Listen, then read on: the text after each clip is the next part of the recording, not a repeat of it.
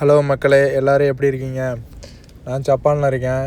இன்றைக்கி வந்துட்டு நாகசாகியில் ஒர்க்கு முடிச்சுட்டு ரிட்டன் வேறு சிட்டிக்கு போகணும். ஸோ நாகசாகிலேருந்து இப்போ கொச்சினூட்ஸு போர்ட்டுன்னு ஒன்று இருக்குது, கொச்சினூட்ஸுன்னு ஒன்று இருக்குது. அந்த சிட்டிக்கு இப்போ காரில் ட்ராவல் பண்ணி ஒரு 2 மணி நேரம் ட்ராவல் பண்ணி அங்கேருந்து ஃபெரியில் போகணும். இதுதான் இன்னையோட ட்ராவலோட கடந்து போக வேண்டியதாக இருக்குன்ட்டு என்னோட பொழப்பு பார்த்தீங்களா?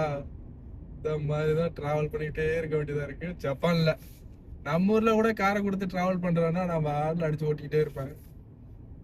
இது இப்போ தான் புதுசு, ஒரு 20 நாள் தான் ஆகுது. கம்மிங் நெக்ஸ்ட் வீக் வந்தால் ஒரு 22 வந்தால் ஒரு 1 வீக் 1 மந்த்துக்கிட்ட ஆகும். ஆமாம், 1 மந்த்துக்கிட்ட ஆச்சு. பார்த்தீங்கன்னா மற்றபடி டிரைவிங்லாம் ஓகேங்க, எல்லாரும் ஸ்லோவாக தான் பண்ணுவாங்க வைப்பாங்க. என்ன ஒன்று, அந்த சிட்டிக்குள்ளே ஓட்டும் போது தான் ஒரே கன்ஃபியூஸ் ஆகுது. நம்ம அடிச்சு பிடிச்சி மதுரைக்குள்ளே எப்படி ஓட்டியிருப்போம்னு உங்களுக்கு தெரியும். கிமி கைமி சவுண்ட் விட்டுட்டு இங்கே எல்லாரும் ரூல்ஸை ஃபாலோ பண்ணி கரெக்டாக ஓட்டுறாங்க. நம்ம அந்த ரூல்ஸ் போகிறது கரெக்டு தானா இல்லை தப்பா அப்படின்ட்டு ஒரு சில நேரம் கன்ஃபியூஸ் ஆகுது சிட்டிக்குள்ளே ஓட்டும் போது. மற்ற நேரம் தான் அந்த மாதிரி மலைகளுக்கு மேலே குகைக்குள்ளெல்லாம் ஓட்டும்போது ஒன்றுமே பிரச்சனை இல்லை. ஏன்னா இங்கே ரோடு எல்லாமே மேக்சிமம் ஹில்ஸில் தான் இருக்கும். சிட்டியை தவிர்த்து மற்ற ஏரியாலெலாம் போனீங்கன்னா ஹில்ஸ் தான் ஃபுல் அண்ட் ஃபுல். ஜப்பானே ஒரு மலைப்பிரதேசம் தான். மலைப்பிரதேசம்னா எப்படி குன்றாக இருக்கும்.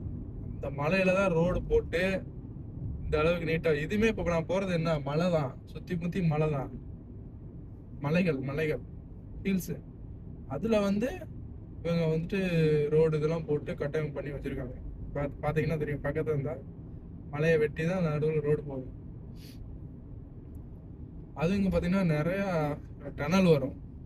நிறையா டனலில் உங்களுக்கு மெயினாக அந்த மலைக்குள்ளே உடஞ்சி டனல் போட்டிருப்பாங்க. நிறையா மலைகளை வெட்ட மாட்டாங்க, ஃபுல்லாக வெட்டி எடுக்க மாட்டாங்க. டனல் போட்டே கட்டமைப்பு பண்ணியிருப்பாங்க. பார்க்குறதுக்கு நல்லா சூப்பராக இருக்கும். இந்த மாதிரி ட்ராவல் வீடியோ அடிக்கடி போட்டுகிட்டே இருக்கேன். இங்கே பாருங்கள், இங்கே இருக்க ரோடுகள், வீடுகள் எல்லாமே நீங்கள் பார்க்கலாம்.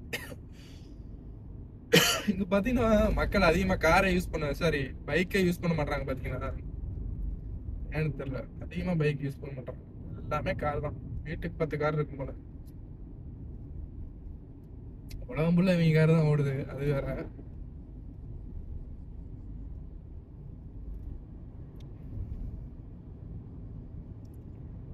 ஓகே, இப்படியே ட்ராவல் பண்ணிட்டு போயிட்டு ஃபெரியில் போயிட்டு உங்களுக்கு காட்டுறேன் எப்படின்னு சொல்லிட்டு பார்க்கலாம். இங்கே பாருங்க, பக்கத்துல எல்லாம் விவசாயம் பண்றாங்க பாருங்க. சூரியகாந்தி போட்டிருக்கானுங்க. சூரியகாந்தி, நெல்லு, சோளம் மாதிரி இருக்கு, என்னன்னு தெரியல. சோளம் மாதிரி தான் இருக்கு. ஆமா, நம்ம ஊர்ல போடுறதெல்லாம் இங்கேயும் போட்டுருக்காங்க. சோளம்லாம் இருக்கு பாருங்க பக்கத்துல. ட்ரைவ் பண்ணிட்டு இருக்கனால அது காட்ட முடியல. சோளம், நெல்லு,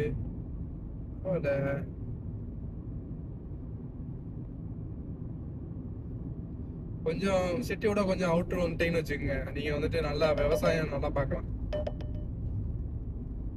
விவசாயம் பண்றத நல்லாவே ஜப்பான்ல பார்க்கலாம். சிட்டிக்குள்ள தான் அவ்வளோ ரஷ்ஷாக இருக்கும். அவுட்டர் வந்துட்டீங்கன்னா இந்த சோளம்லாம் போட்டுக்கலாம். மேபி மாட்டுக்கு அந்த மாதிரி இருக்கும். நெல், வயல்வெளியெல்லாம் பாருங்க. நம்ம ஊர்ல வரப்பு போடும்ல, இங்க வரப்பு போல கட்டடம் கட்டி வச்சிருக்காங்க. பாத்தியா, ஸ்டெப் பை ஸ்டெப்பா கட்டடம் இருக்கு.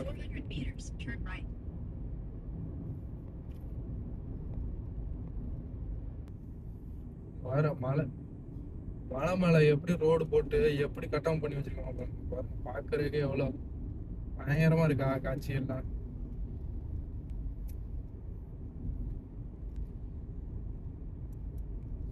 இருக்கு. இந்த பாதையில எல்லாம் சுனோ வந்தா எப்படி இருக்கும்? நவம்பர் டிசம்பர் ஜனவரிலாம் சுனோ வந்துடும். பாருங்க, பூரா விவசாயம் பண்றாங்க. டிசம்பர் ஜனவரி சுனோ வந்துடும். பார்க்கறதுக்கு செம்மையாக இருக்கும். பட் ஹீல்ஸ் ஏரியாலலாம் கொஞ்சம் ரோடு தான் கொஞ்சம் சின்ன ரோடாக இருக்கு. உண்மைதான், கொஞ்சம் கஷ்டம் வண்டி ஓட்டும் போது பார்த்து ஓட்டணும். மாட்டை என்னாலும் பார்த்து பெராக் பார்த்து ஓட்டணும்னா என்கிட்ட போய் விட்டுற வேண்டியதான். லைட்டாக அசந்தோம்னா என்கிட்ட போய் விட்டுருவோம். மலை மேலே இந்த ஒரு ரோடு பாருங்களேன், கிரிப்பாக கூடாதுன்ட்டு அப்படியே இடையில இடையில அப்படி கீறி விட்ட மாதிரி இருக்கு ரோடு. ஸ்லிப் ஆகக்கூடாது அப்படின்னு சொல்லிட்டு இந்த ட்ரைனிங்ல ஒவ்வொன்றும் பார்த்து பார்த்து பார்த்து பண்றானுங்க. சின்ன ஒரு சிட்டிக்குள்ளெல்லாம் ரோட்ல ஒரு சின்ன அழுக்கு இருந்தாலும் தொடச்சிக்கிட்டு இருப்பாங்க. பயங்கரமா நீட்டா இருக்கணும்னு சொல்லி ஃபாலோ பண்றாங்க. நம்ம ஊருக்கு செட் ஆகும் அந்த கல்ச்சர்லாம் வாய்ப்பே இல்லை, கொஞ்சம் கூட வாய்ப்பு இல்லை. ட்ரைனிங்கா இருக்கு ஸ்லிப் ஆகிட்டு அதுல இருந்து இது வரையும் அந்த எல்லோ கலர் மார்க் போட்டு கோடு போட்டாங்களா, அதான் இப்ப கொஞ்சம் நார்மல் ஆயிடுச்சு. இப்ப அந்த அளவுக்கு ட்ரைனிங் இருக்காது.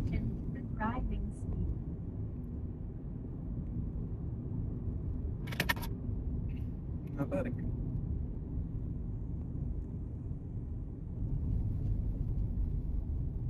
இடையில இடையில கலர் கலரா கோடு போட்டிருக்காங்க. எல்லோ கலரு, ப்ளூ கலரு, பச்சை கலர்லாம் இருக்கு. இதுக்குத்தான் என்ன மீனிங் தெரியல. ஒன்னு படிச்சுக்கிட்டே தான் இருக்கேன். வரையும் இங்க வந்து லேர்ன் பண்ணிட்டு தான். ஆட்சியப்படி தான் நமக்கு வந்து ஒரு பெரிய குரு மாதிரி. அவனை வச்சுதான் ஓடிக்கிட்டு இருக்கு இங்கெல்லாம். ஏன்னா ஃப்ரெண்ட்ஸ் எல்லாம் இருக்காங்க, அவங்க எல்லாம் அங்க பக்கத்து சைட்ல இருக்காங்க. ஓயாம கால் பண்ணி அவங்ககிட்ட எல்லாம் கேட்க முடியாதுல்ல, இது எப்படி அது எப்படி இது அப்படின்ட்டு.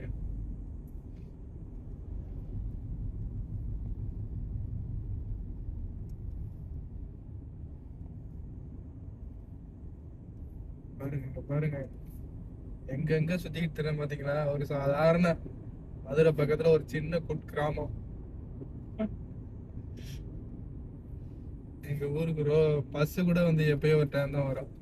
இப்படிப்பட்ட ஒரு ஊர்ல இருந்து இங்க வந்து ஜப்பானுக்கு வந்து எனக்கே என்ன நினைச்சு பெருமையா இருக்கு.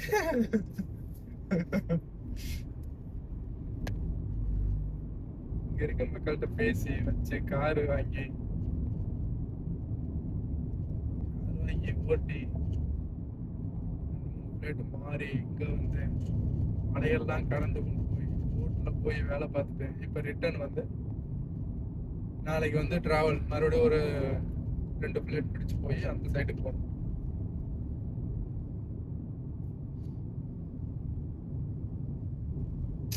சில நேரம் என்ன செய்யும், ஒரு மாதிரி இருக்கும், ஐயோ போயிடுவோமான்னு எனக்குள்ளே இருக்கும். பட் ஆனா வண்டி எடுத்துட்டு மேப்பை போட்டேன்னா அப்படியே அதை பார்த்து போயிட்டே இருப்பேன், கான்ஃபிடண்டா போயிட்டே இருப்பேன். பட் உள்ளுக்குள்ள ஒரு சின்ன பையன் இருக்கதான் செய்யும், ஐயோ போயிடுவோமா, கரெக்டா தான் பண்றோமா அப்படின்ட்டு. ஒண்ணுக்கு இப்ப மேப்லாம் போட்டேன்னா ஒண்ணுக்கு 4 டைம் வெரிஃபை பண்ணுவேன், போறது கரெக்டா, வேற இடத்துக்கு போயிடக்கூடாது அப்படி சொல்லிட்டு எனக்குள்ளேயே வெரிஃபை பண்ணிட்டு தான்.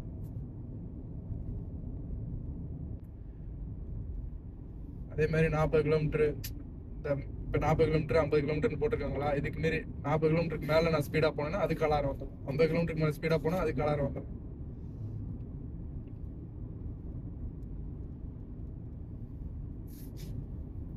இங்கே இருக்க வண்டியுமே பயங்கர எல்லாமே வந்து தனி உலகத்தில் வாழ்ந்துட்டு இருக்காங்க மக்கள். புதுசாக நம்மள மாதிரி ஆள்லாம் என்னைய மாதிரி ஆள்லாம் புதுசாக இங்கே வந்து பார்க்கும்போது எல்லாமே புதுசாக இருக்கு. ஜப்பானில் எல்லாத்துக்கும் மிஷினு, டிக்கெட்டு பார்க்கிங் போனால் அங்கே மிஷினு, கார் நிப்பாட்ட போனா அங்க வந்துட்டு மிஷினு. ஓகேவா, மக்களே மனுஷனே அதிகமா இல்ல வேலைக்கு.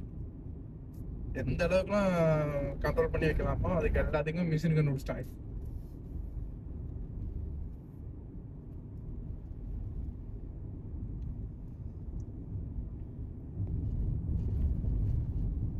செவன்ல ஒன் ஷாப் போனா காசு கொடுக்கறதுக்கு ரிட்டர்ன் கொடுக்கறதுக்கு அதுக்கு மிஷின், எல்லாமே செப்பரேட்.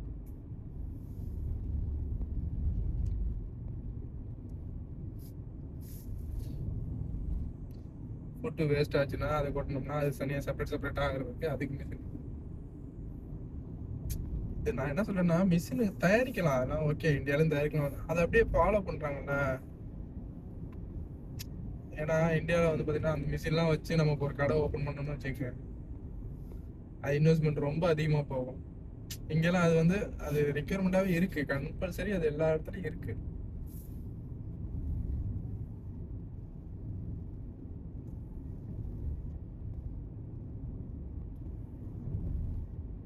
நம்ம ஊரில் ஒரு ஊட்டி இருக்கு, இந்த மாதிரி ஹில்ஸு இருக்கிறது எல்லாமே ஊட்டி மாதிரி தான் தெரியுது.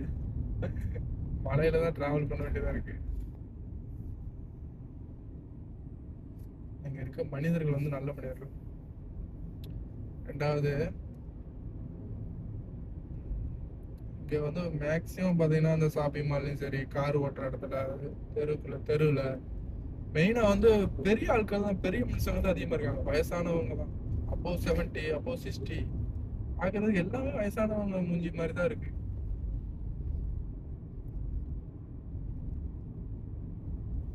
ஒரு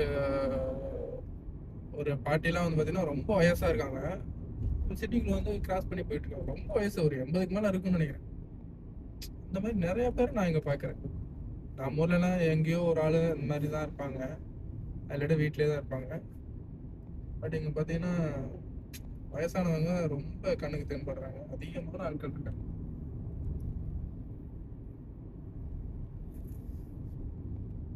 நான் பெற்ற இன்பத்தை நீங்களும் வரணும் இல்லையா? அதுக்காக தான் இதெல்லாம். மழை வெந்து விட்டது.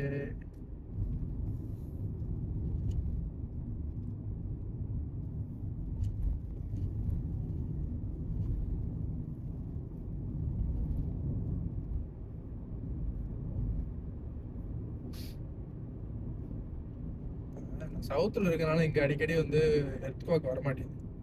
நார்த்ல இருந்தேன், ஐயோ வந்த புதுசுல உண்மைக்கு சரியான எர்த்குவாக்.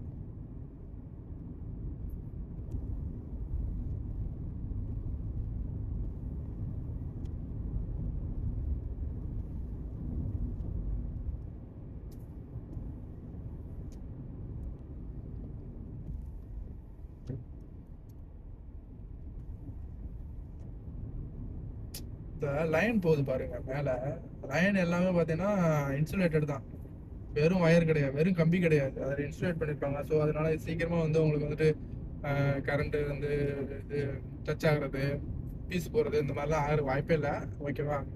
ரெண்டாவது வந்து சேக் ஆகக்கூடாது, தொங்கக்கூடாதுன்ட்டு அதை எப்படி அப்படியே கட்டி ஒவ்வொரு இடத்துலையும் அப்படியே கட்டி அப்படியே ஸ்ப்ரிங் மாதிரி போட்டு அப்படியே கட்டியிருக்காங்க பாருங்க. எந்த இடத்துலையுமே தொங்காமல் வயர் வந்து ஸ்ட்ரெயிட்டாக தான் இருக்குது. அதுக்கு ஒரு ஸ்ப்ரிங் மாதிரி எல்லாத்தையும் சின்ன சின்ன விஷயத்த கூட இங்கே வந்து பார்த்து பண்ணுறாங்க, எதுவுமே ராங்கா இருந்துடக்கூடாது அப்படின்ட்டு. ஓகே மக்களே, ஃபர்தராக ட்ராவல் பண்ணுவோம். என்னோட சேனலை வந்து சப்ஸ்கிரைப் பண்ணிகிட்டே இருங்க. பார்க்குறவங்க பிடிச்சிருந்தா சப்ஸ்கிரைப் பண்ணுங்கள். இந்த மாதிரி வீடியோ வந்து நிறைய வந்து நம்ம சேனலில் வரும். ட்ராவல் பண்ணுற வீடியோ, எங்கெங்கே போகணும், ஜப்பானில் என்னென்ன கட்டமைப்பு இருக்குது, எப்படிலாம் இருக்குது ஜப்பான், எல்லாத்தையும் நீங்கள் பார்க்கலாம். தமிழில் பார்க்கலாம், தமிழில் பேசுவேன், அதனால சொல்கிறேன்.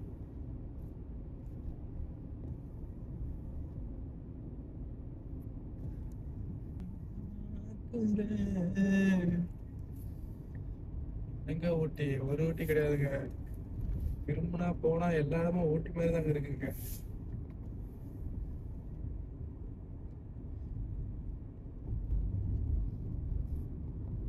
பார்க்குற ஏதாவது பேரண்ட்ஸ்லாம் இருந்தீங்கன்னா உங்கள் குழந்தைங்கள்லாம் ஜப்பானீஸ் படிக்க வைங்க. ஜப்பானீஸ் படித்தோன்னா இங்கெல்லாம் வந்து வேலை கிடைக்கிறது ரொம்ப ரொம்ப ரொம்ப ஈஸி.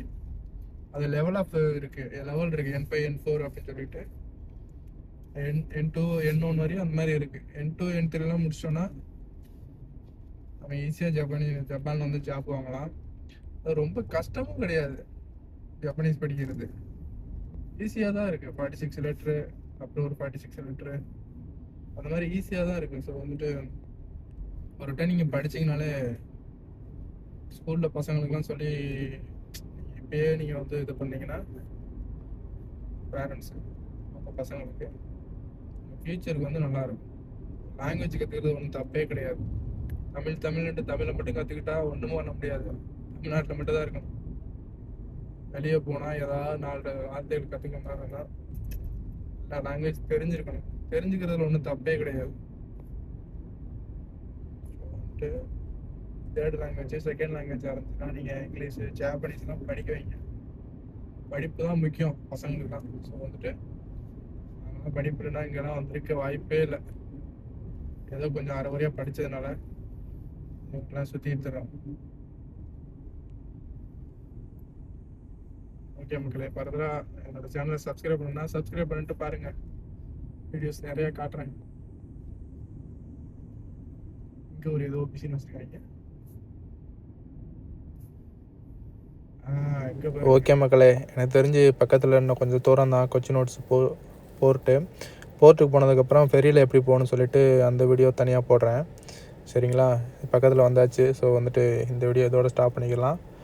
இந்த மாதிரி ஜப்பானில் இந்த மாதிரி வியூஸ்லாம் பார்க்கணும் அப்படின்னு நினச்சா மட்டும் சப்ஸ்கிரைப் பண்ணுங்கள், கம்பல்லாம் கிடையாது. ஸோ ஓகே மக்களே, ஃபர்தராக வந்து நெக்ஸ்ட் வீடியோவில் சந்திப்போம். ஓகே.